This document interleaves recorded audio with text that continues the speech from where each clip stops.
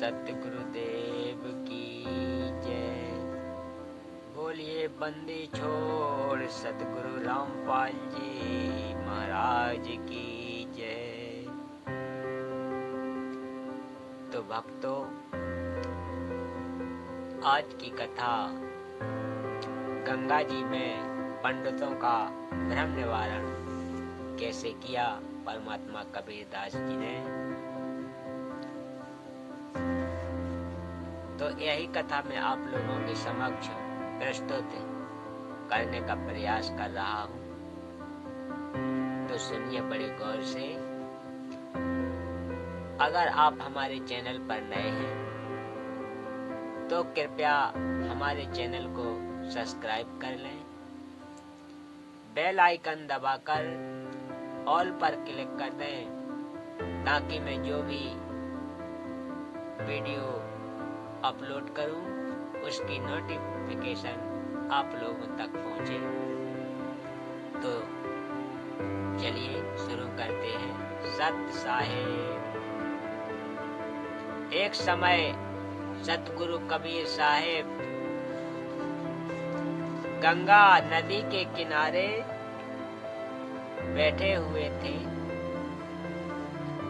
वहां उन्होंने कुछ पंडितों को गंगा जी में जल में खड़े होकर सूर्य को जल देते हुए तथा कुछ को पिंड दान करते देखा।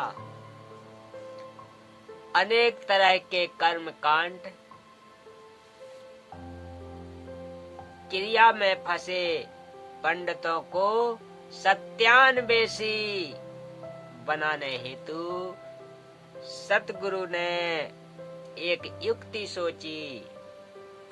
गंगा जी में प्रवेश कर सतगुरु जोर जोर से किनारे की ओर जल फेंकने लगे। सतगुरु को इस तरह क्रिया करते हुए देखकर पंडितों ने उनसे पूछा, आप इस तरह पानी क्यों फेंक रहे हैं? सतगुरु ने प्रति प्रश्न किया, आप लोग वहां क्या कर रहे हैं? तो पंडितों ने कहा, हम सूर्य को जल दे रहे हैं, हम स्वर्गीय पितरों को पानी दे रहे हैं।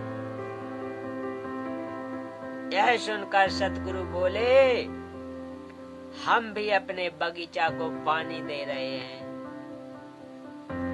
इस पर पंडित हंसने लगे और बोले, कबीर साहेब,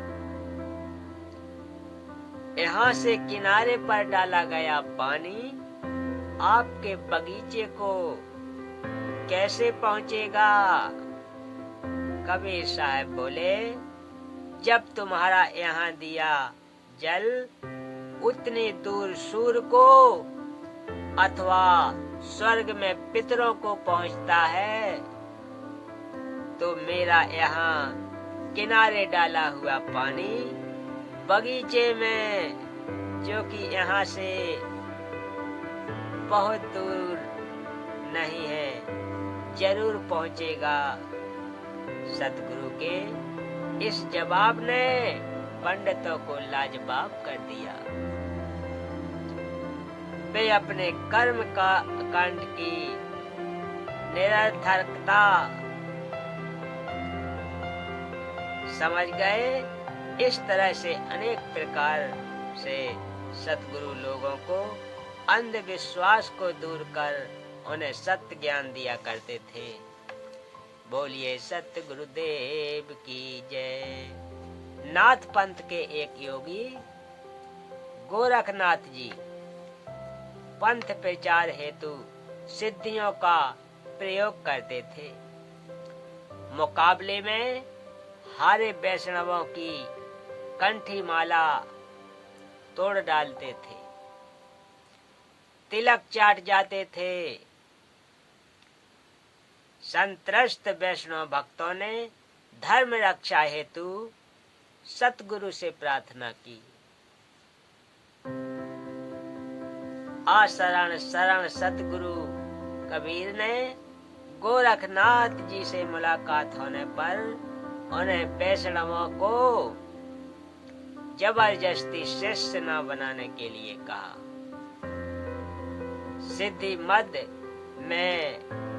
सिद्धि मद में चूर गोरखनाथ ने कबीर साहब को अपना प्रभाव बताने के लिए जमीन में त्रिशूल गाड़कर उस पर बैठकर अपनी बराबरी में आकर वार्तालाप करने को कहा।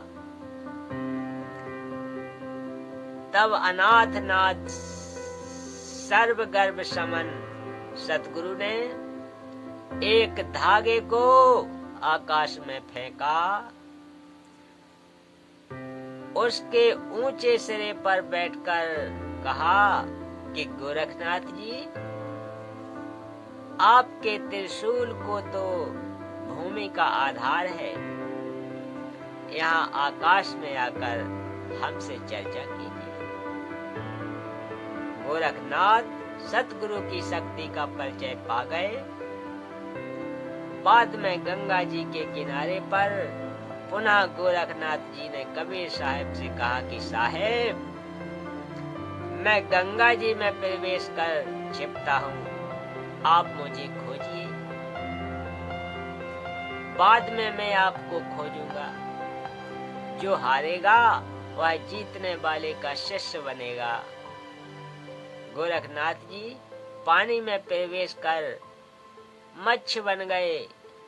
कबीर साहब ने उस मच्छ को पकड़कर कहा, नाथ जी, मच्छ हुए ना, बाँच हो, धीमल तेरो काल। गोरखनाथ ने कबीर साहब को छिपने के लिए कहा। सतगुरु पानी में प्रवेश कर पानी बन गए। नाथ जी ने खूब खोजा, लेकिन वहां तो पानी ही पानी था। गोरखनाथ ने अपनी हार मान ली। सतगुरु पानी से बाहर आए। सतगुरु ने कहा, गोरखनाथ जी, किसी चीज का अभिमान ठीक नहीं है। आज से आप किसी वैष्णव को न सताएं। गोरखनाथ जी सतगुरु के आगे नतमस्तक हो गए। तो बोलिए कबीर साहेब की जय। बोलिए बंदी छोड़ सतगुरु रामपाल जी महाराज की जय। तो इस प्रकार से